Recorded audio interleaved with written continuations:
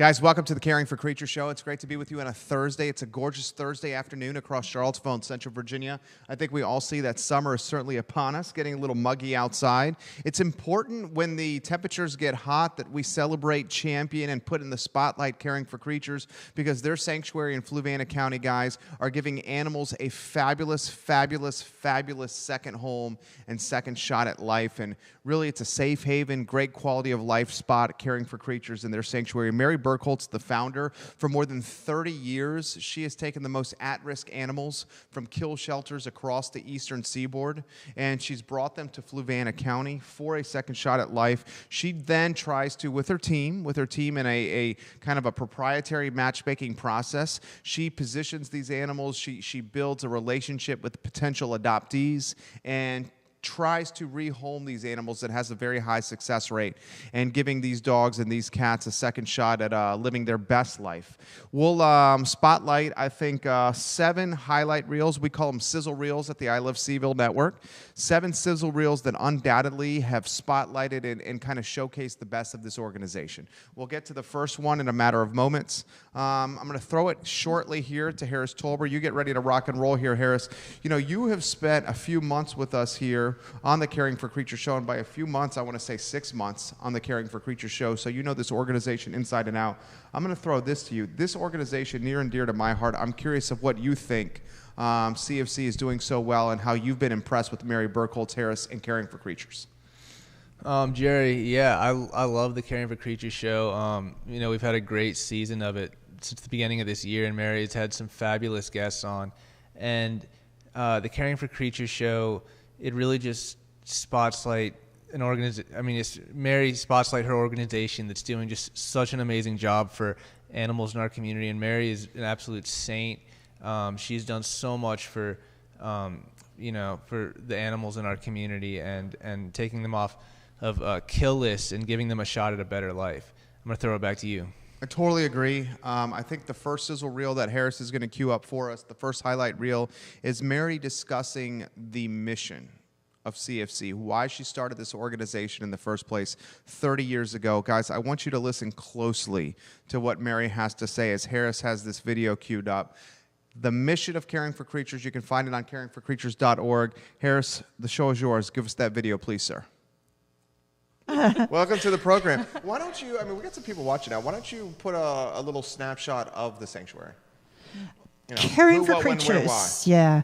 Caring for Creatures, I moved to Central Virginia, Fluvanna County in 1988 to go after my dream of creating a place for animals where they had more time to find their forever homes. And the volunteer work I used to do had me seeing dogs euthanized and someone coming in 2 weeks later looking for that kind of dog or cat.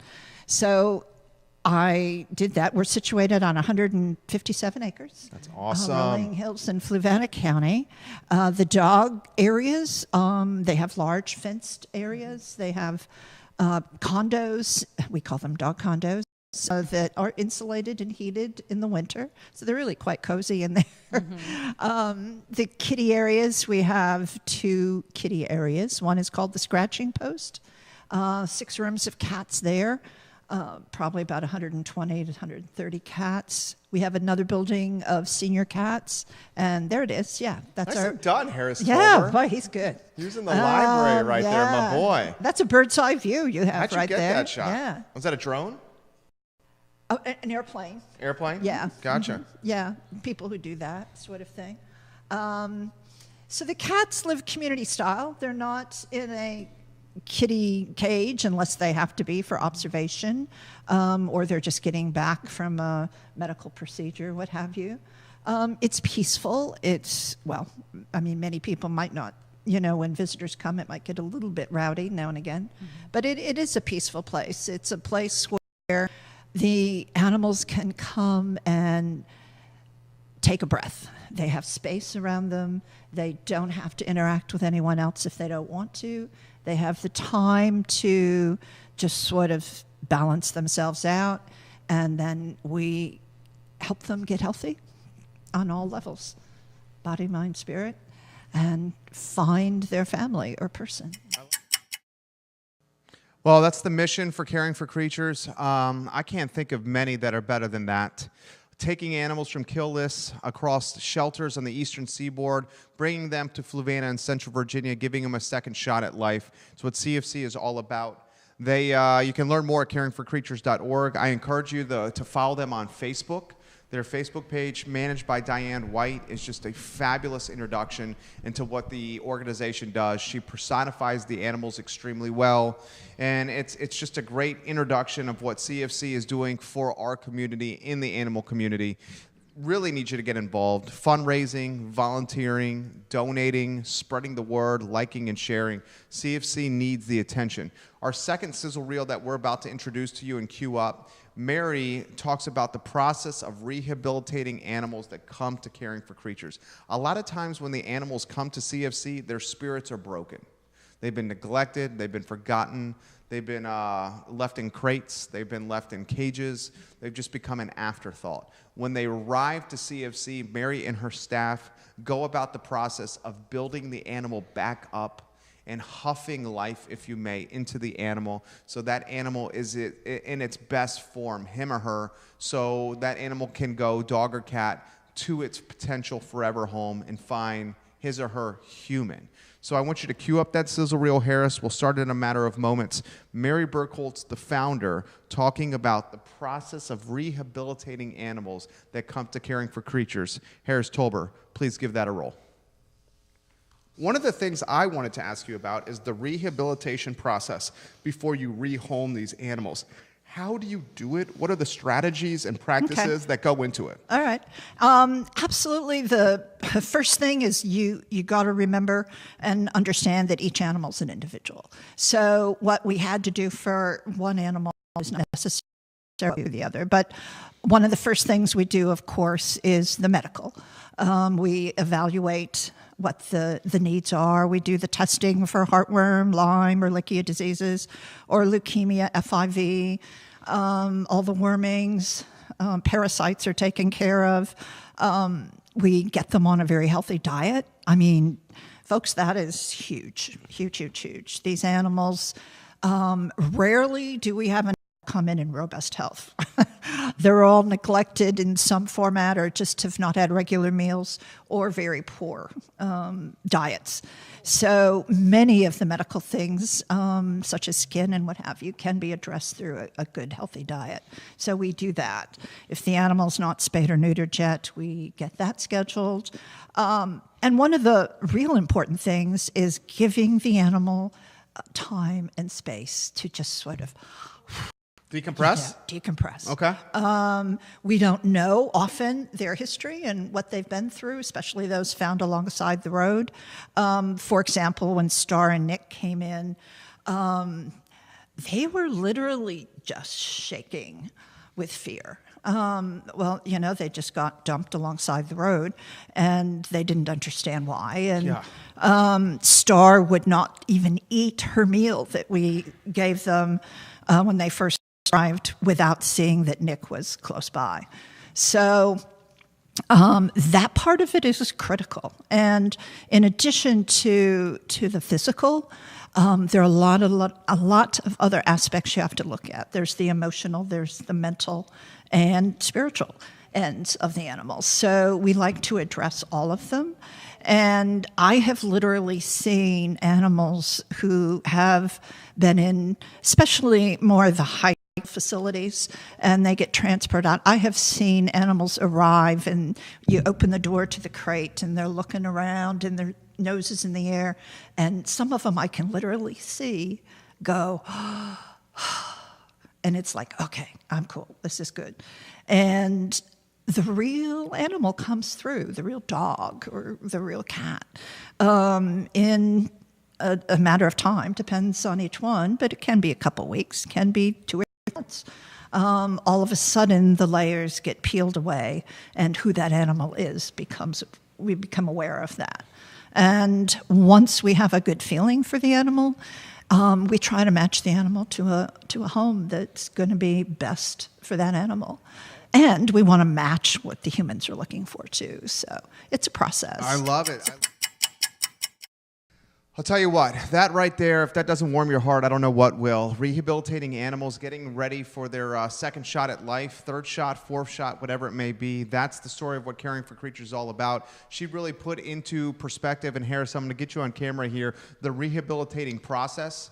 You know, you're a dog guy. You've had dogs growing up. A lot of the dogs that come to Caring for Creatures, they just need some love, man. And it's amazing once you give a dog or a cat some love, some TLC, some tenderness, and some kindness, how far that can go, Harris Tolber, and making that animal great again. Mm-hmm. And one thing that Mary talked about in that video is that a lot of these animals, you know, the workers at Caring for Creatures really often have no idea like what they actually went through, and why they're facing so much trauma when they arrive at Caring for Creatures. And Mary talks about how she can literally see them kind of exhale and relax after getting to Caring for Creatures, and you know, just being around people who actually love and care about them and give them a shot at actually having a good life. Well said, Harris Tolber. Let's cue up our third Sizzle Reel. And our third Sizzle Reel is someone that we're featuring someone that we're starting to really get to know. That's Mallory Luttrell, Harris, fabulous team member at Caring for Creatures. She is going to spotlight the adoption story of two dogs that really warm my heart, Hugo and Lucy. Mallory Luttrell is the adoption coordinator. So in a lot of ways, she is the matchmaker of the animals that come to CFC and potentially they're forever humans or they're forever homes.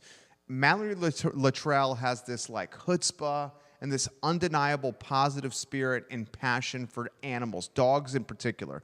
She has a number of dogs herself.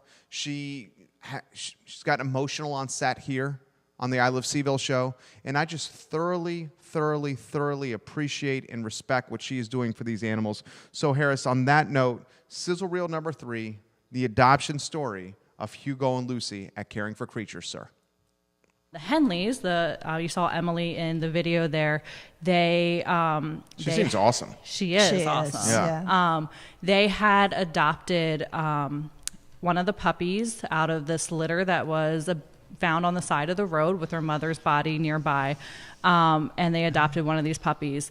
They're the puppies that came with parvo. The one that they adopted was originally named Joy, and they renamed her Lucy. And so Lucy was the one in the litter that I spoke about last time on, if you saw me. But Lucy was the worst one of the bunch, and she ended up needed a full blood transfusion. And then after the transfusion, she was paralyzed in her back legs. So, you know, the Henleys, they have 2 young children. I think the idea of then having a paralyzed dog that would need some rehabilitation was just overwhelming to think about. So at that time, they were still hoping and praying that Lucy would make a full recovery. Also at the time, Lucy was at Dr. Marty Betts' personal residence at his home. Really? For He 6 took her for 6 weeks, he had Lucy support. to monitor her and, you know, provide her with some support. And during this time, Emily actually contacted us, and I spoke with her on the phone. And, you know, she said that they always kind of spoke about having 2 dogs, but they wanted the puppy first and to get the puppy adjusted, but that they heard that Lucy loved dogs and was so motivated by them that maybe they would go ahead and get another dog now. And did we have any suggestions? She had a dog that she already had her eye on, and I was like, you know, that he's a great dog, but there's this dog Hugo that just came. And I just think that he would be wonderful. Like, we knew from Hugo, because previously the home that he was in that he ultimately had to come back from, they had a disabled son of some sort, and he and the son really connected. He was just a really gentle, giant kind of dog. So the Henleys came out on a day that I actually wasn't working, and I got the text message that they adopted Hugo, and I'm in the car driving home from Pennsylvania, and I'm bawling. All over And again. Yes, I was. I'm emotional. I don't know if anyone could realize this. I like it. But I was bawling, and I was so excited for him. I was sad that I didn't get to say goodbye, but I was so happy for him that he got this other shot. And, you know, and then it just... Yeah, and And it just worked out then that Lucy came back after Marty brought her back. And that's when I fell in love. And that's when I started taking Lucy home to kind of get her walking. And it was shortly after that I went up to Mary and I was like, I don't want to give her back. So can I keep her? So, we contacted the Henleys, and I think that they were just grateful that Lucy found a home. Right. And, Another shot. So Exactly. so it all kind of worked out. Yeah. Like, again, it was a lot of heartbreak because I know the Henleys, prior to even going forward with a puppy, before all of that happened, that they had went through a heartbreaking situation with the previous dog. I believe it was cancer. So they already had to see a dog very recently pass away and go through some, really tough stuff. Right. So Brutal. And then the Lucy thing happened, but, then enters Hugo, and I think things just worked out the way that they were meant to. I work out. love. Beautiful. I mean, that is absolutely beautiful. Mallory Luttrell, big-time rock star. Love what she stands for at CFC. I love the Hugo and Lucy story. I'm going to throw it to you, Harris. I mean, I'm really moved by Mallory's commitment to the organization. I'm really moved by her commitment to the matchmaking process. They literally have a very nice-looking strategy in place for homing these animals so they can find potentially their forever home. Harris Tolber. Yeah, Mallory's a rock star. She's been on the program a few times, and she's the adoption coordinator, guys. So make sure, if you're thinking about adopting a Caring for Creatures animal, you can either go to their website or you can get in contact with Mallory Luttrell, and we'll put her email in the copy for the show when we post it. So make sure to get in contact with her. If you're looking for a Caring for Creatures animal. I'm going to throw it back to you, Jerry. Thank you. Sizzle Reel number 4. Judah, hang tight. Check out your phone real quick. This Sizzle Reel number 4 is training tips from Ashleigh. And Ashleigh Morris is another rock star that's affiliated with CFC. She's come on the show, is it 3 times, Harris? 3 times she's come on the show. Each time she's done a phenomenal tutorial. A phenomenal training seminar on how to get the best out of your dog. And a lot of times it's us as the humans that need the training and not necessarily the dogs themselves. Cue up Sizzle Reel number 4, Mary and Ashleigh training tips. Ashleigh is a dog trainer extraordinaire. Harris, let's play that reel, baby. Dot the I's and cross the T's. What do you think we learned here from Max and from Ashleigh's training? I feel as though I want people to understand it's much easier than what they think. Mm-hmm. And as Ashleigh has said 100 probably times since she started coming on the show, it's being aware, watching your dog, learning who your dog is, watching his or her cues, and taking it one small step at a time. Mm-hmm. I think that's critical. The fact that anyone begins, don't try to do off-leash recalls, the second week you're into training, because it's not fair for you or your dog. Just build up to it, and you'll find your relationship with your dog improves also. What do you think, Ashleigh? I completely agree. Yeah. And I think it is something where you find yourself adjusting. Sometimes I have to mentally step back and take everything in before I can speak to a client about something, because I find myself just naturally doing stuff and I don't think about it. So I have to kind of take a step back and say, oh, this is what I'm doing, so that I can impart it to the client so that they can do the same thing with their dog. You find yourself doing things like adjusting your tone of voice. With some dogs, I want to have a real happy, excited voice to get them motivated to do something. And then with a dog who's a little bit more nervous, my voice is a little bit more mellow and easygoing. Or if I'm working with teaching a dog not to jump on people at the door, I'm going to have that mellow, easygoing voice. Because if I'm saying, hey, what a good dog, then I'm getting the dog all excited and getting them wanting to jump again. So you have to kind of adjust yourself to each dog, adjusting your body language. I still, after all these years of working with all sorts of different dogs, I still catch myself sometimes, especially working with small dogs, leaning over and getting to their level. I need to have leadership posture, shoulders back, head up, and let the dog know that I am an effective leader. Love Ashleigh. Love Ashleigh Morris, the dog trainer. I mean, she's fantastic. She's so patient. She speaks dog. And a lot of times she said, look, a lot of times I have to massage and coach and train the human as much as I do the animal. And if you check out caringforcreatures.org, and I'm going to go there right now, and you click on the menu bar, CFC Show, you will see a lot of the fantastic training seminars we have done with Ashleigh on the Caring for Creatures show. Guys, there is so much ammunition here for you to learn from and for you to do some of this activity and some of these seminars and strategies at home with your own dog. So Ashleigh Morris, we tip our cap to you. You are fantastic. Harris, I'm so excited to play our next highlight reel. And it's a leukemia-positive cat. And this cat's name's Sunkist. And this was our show from Candy and Ed, volunteers extraordinaire. A lot of times at the Caring for Creatures show, we're talking about dogs. But Candy and Ed are passionate volunteers in the cat category, the feline category at CFC. And they fell in love on a vacation, a beach vacation, with a cat named Sunkist. And this cat named Sunkist would not leave them alone. So Harris, get the sizzle reel ready to go. I'm excited to introduce the public to Sunkist, to Candy and Ed, and how Caring for Creatures are making an impact in the feline world as well. Harris, let's give that a go. Have you had a favorite cat? Oh, you can't pick a favorite. You don't have a favorite? I can pick many Between favorites. Between a handful. Like which ones? Tell us why. Sunkist. Oh, yeah, Sunkist she was a is one of our CFC cat, favorites. which was a wonderful story that we probably don't have time to get into. Oh, we have time. She was a leukemia-positive cat. I'll give you a It's a little bit of great background. It's a story. great story. Great story. We were on vacation in Myrtle Beach about 8 years ago. I don't remember. And we're down grilling. We're staying in a condo. We're down grilling. And a little cat comes walking up to, I think, me and Candy's brother. And so we start petting the cat. She's real sweet. And we walk away. We figure she belongs to somebody or whatever. Well, we go outside the condo. We're a couple floors up. We go outside a little bit later, and she's outside the door. She's followed us up to the room. Uh-oh. Something's going on. We knew we were in Yeah, trouble you were in then. trouble then. So we started asking around, the people that work there at the condo. Yes, she showed up a few months ago. She just lives around. Nobody owns her. So we're, oh boy, what are we going to do here? We're 300 miles from home, from any organization that we may be able to know of that could take her.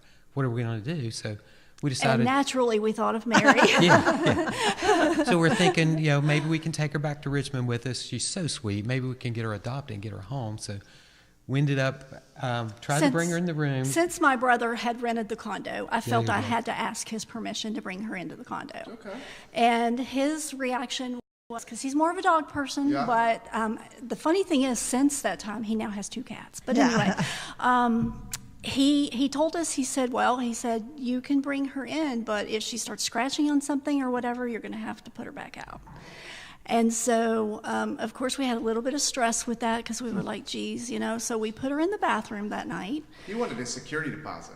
Exactly. We put her in the bathroom that night because we thought, well, at least, she doesn't have access to the carpet or, the curtains or anything else. So, and what happened was she started scratching on the door of the bathroom. And we became very stressed at that point because at that point it was a good probably, 3 or 4 days before we were going to be leaving Myrtle Beach. And I'm like, what am I going to do with this cat for 3 or 4 days?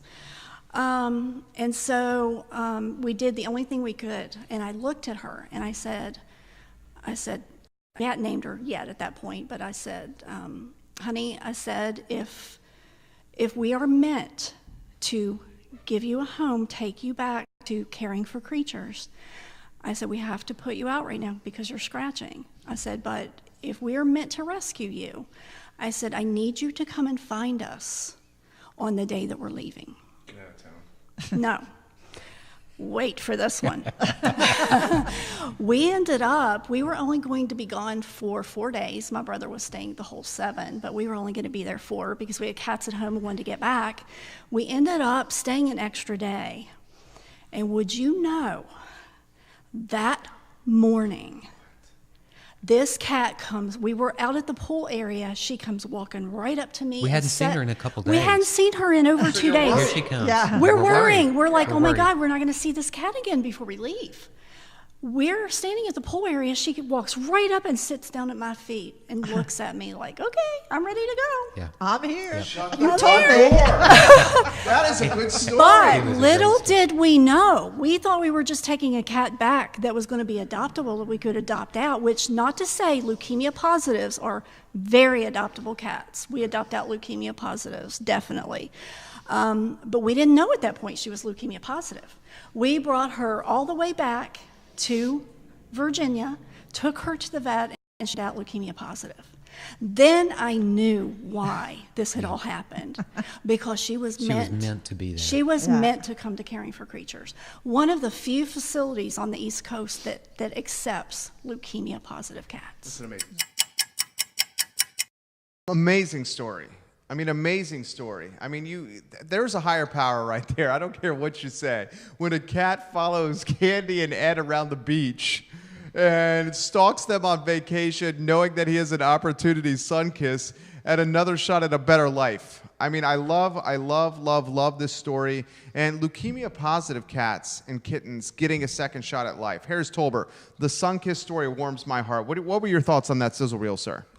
Yeah, Jerry, one common theme that we've seen in our Caring for Creatures episodes is that animals seem to have just a kind of an understanding of humans. And when Candy told Sunkist to come back the day that they were leaving and just had faith that Sunkist would come back, I mean, that just shows that connection. And Mary's talks about that a lot as well. So it's a really it's an incredible story. Incredible story indeed, my friend. Another incredible story. This one is my personal favorite. Buddy, the 15-year-old corgi, who has what is it? No back legs, Harris?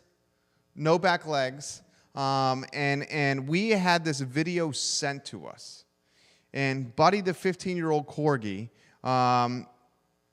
he is loving life with a new wheelchair that he has for back legs. And if this video does not make you feel better and happier, then you're a stone for a human and have a stone for a heart. Harris Tolbert, get the video ready to go. I'm so excited to introduce the world to Buddy, the 15-year-old corgi who loves life and does not realize that he has no impediment. Harris, let's cue it up. And you know, one of the things we're excited to show you, and was it one of your team members that took this video? Yes, Mallory. Yeah. Mallory? Mallory. Mallory's awesome. We love Mallory on this show.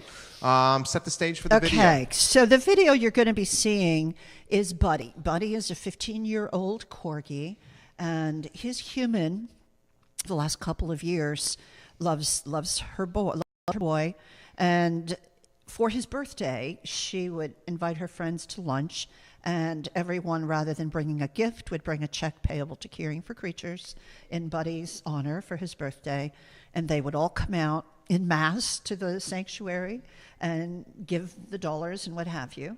This year, his birthday is early April, and the luncheon was planned. The folks went to the luncheon, and very sadly, found Buddy's mom had passed away. Mm-hmm. So it was a very sudden shock, and Caring for Creatures agreed to take care of Buddy. So Buddy arrived. He's doing well, friendly. Buddy has some weakness and inability to use fully his hindquarters, and he kind of drags himself around just a little bit. And our guest Kat met him and can talk about him too later. But anyway, one of our volunteers, George, who is in the video, knows corgis, has had them, and he supported the cost of a wheelchair for Buddy. And the video you're seeing is his first time using the wheelchair.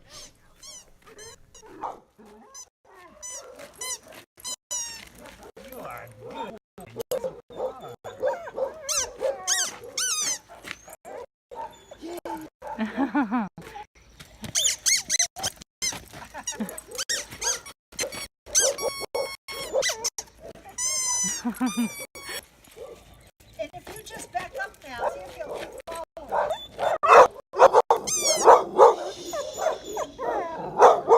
mean, this is inspirational, and you couldn't tell that he is not happy. Oh, he is the happiest boy alive. Right. I mean, and everyone who looks at him said, he's 15? And I go, yeah, he's 15. I love it. Put into perspective how you go about getting one of these, because you see them from time to time around town. There are special companies, who create these for dogs. And this particular company George knew about because they have wheelchairs especially for corgis and their special design needs. So it involved us doing the proper measurements, based on the info that the company provides, what they need measurement-wise. And it's not, it's not real difficult, but when it arrived, and George was there to help us put it together, but once you do that, you still have to make the final adjustments so that it's absolutely correct for Buddy. And you don't want his hind end much higher than the front end. His back has to be level. So, and George is, I think, getting a different harness that he thinks will make it work even better. So, but for the first run, he really didn't. He was perfect. I don't think it gets much better than that. That is my favorite sizzle reel from the Caring for Creatures show. We've been doing this show for about 6 months. Buddy, the 15-year-old corgi, who is living life like he's a 3-year-old corgi, is literally my favorite sizzle reel. Harris, I want to get you in the mix. The wheelchair, I mean, the technology and how, cool it looks.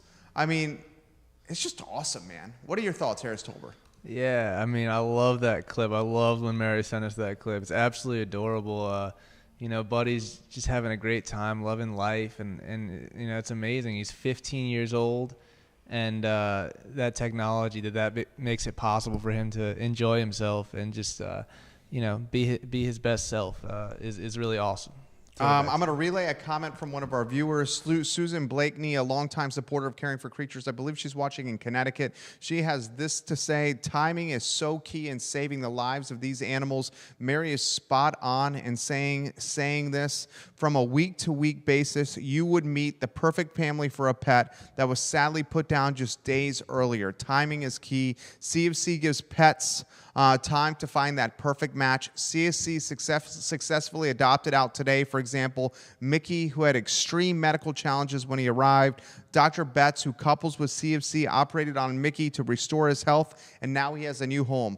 Another example is Liza, the I Love Seville mascot, is a Caring for Creatures rescue. I'm going to tell you Liza's story. Mary was outside I Love Seville with kind of like a pop-up stand doing fundraising on the downtown mall. We're in downtown Charlottesville on Market Street.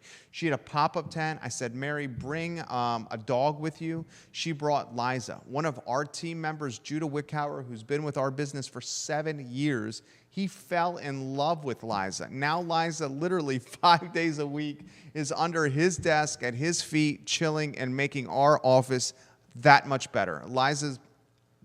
I have 2 German Shepherds right now. I love my German Shepherds. I'm going to straight up say this. Liza's probably the best dog I've ever encountered. And she's a Caring for Creatures rescue. She's an absolutely amazing dog. Most of the time, I don't even know Liza is here. That's how well-behaved she is. She's incredible. We have one more sizzle reel to go. This sizzle reel is, in fact, we're about to show Liza. Liza's about to get in the mix.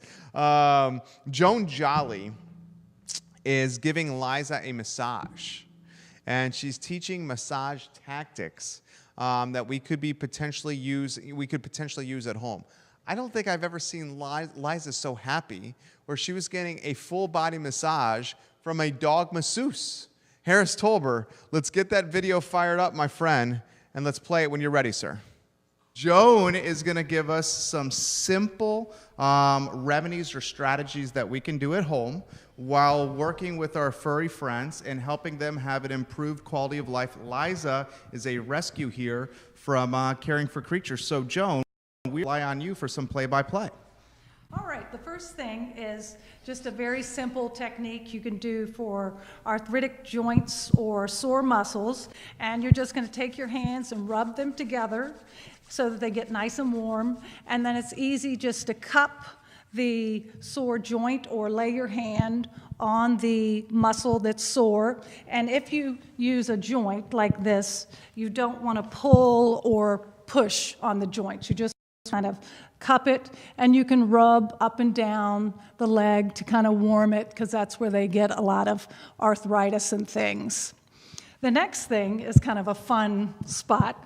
I call it the bahui, but I'm sure that's not the way it's... Wait, the bahui. What's the bahui here? The bahui is back right in front of the tail, and you take your fingers and you just kind of rub back and forth, and sometimes they start to, it's like a tickly spot. Sometimes it's like, ooh, I like that, but I don't know. Liza doesn't look fazed. No, this is how Liza always looks. But you just take it, and some dogs will react, and you'll have a good time with this massage technique. The other one that's most important is palpitations, and this will get you in tune with your dog's body. So if you do this once a month, you can feel the whole body. You'll find if anything is going on, you will be alerted to it, because you'll get used to how your dog's body feels if you do this once a month. And you're just going to go from head to tail, and you're just going to use your hands with very light pressure all over, just to kind of get in tune with what her body feels like. And if there's any want to look for heat, cold spots, lumps or bumps, or anything that just doesn't feel right, you will be able to kind of think about it and go, maybe I need to talk to my vet about that, and you'll have a timeline, because you didn't notice it last month, but this month you did. And it's a good way to keep your dog healthy and just kind of give her an artificial massage on the limbs, on the stomach. You go down the back, and even down the tail, and behind the ears, and up on the head. So it's just something artificial and light that you can do and it's a nice bonding experience too. But Liza, you don't look fazed at all. No, I think Liza loves it. She's just a great dog. Great. Yeah. Oh yeah, she's just great and chill, very chill. She's laid back. Joan Jolly. So what we're going to do is, as we migrate back to the set, we are going to cut this Harris into a sizzle reel, the massage portion, and then we will send this to Mary in Caring for Creatures so she can send out to folks so we can learn from. These are some strategies for some at-home massage tips that we all can do to help improve the quality of life of the animals we love oh so much. Phenomenal way to end the show. Liza undoubtedly is make I Love Seville better. She's fantastic, such a chill dog. We've actually featured her in an Animal Connection TV commercial where she was doing a self-serve dog wash routine on camera. And myself and the guys behind the camera, our good friend Patty Bowden, highlighted after the commercial how chill and laid back and calm and well-behaved Liza was. I think that is partially a testament to the team at Caring for Creatures and the rehoming process that the animals go through and how chill and laid back. Harris, I want to get you in the mix to dot the I's and cross the T's on what you've done a hell of a job putting together this best of show, arguably the best of show we've ever done here on the I Love Seville network, so props and kudos to you. Dot the I's and cross the T's. Harris Tolbert. Yeah, Jerry, we've had so many awesome guests come on the Caring for Creatures show who are really making a difference for animals in this community. And yeah, guys, if you're looking for tips and tricks to use on your own dogs at home, we've had plenty of demos. Check them out. Ways to train your dogs, have them behave better. Little health tips and tricks you can do yourself at home to improve your dog's quality of life. And I'm excited for what we have coming up on the Caring for Creatures show, because I know that Mary has some exciting guests to showcase. Well said, Harris. CaringForCreatures.org is the website, caringforcreatures.org. Follow them on Facebook, please, facebook.com/caringforcreaturesVA. This organization changing the lives of animals across Central Virginia and the Eastern Seaboard. I encourage you to volunteer, to donate, to adopt, to get involved on social media. Just support the organization. One of my absolute favorite charities in the country, in Virginia. I mean, just an amazing charity. Mary's a saint. 30 plus years of giving her life to the most at-risk animals across the eastern seaboard and giving them a second shot in Fluvanna County. It's the Caring for Creatures show. It's Thursdays at 3 o'clock on the I Love Seaville Network. We will see you next Thursday with Mary and with more incredible stories. Enjoy your afternoon.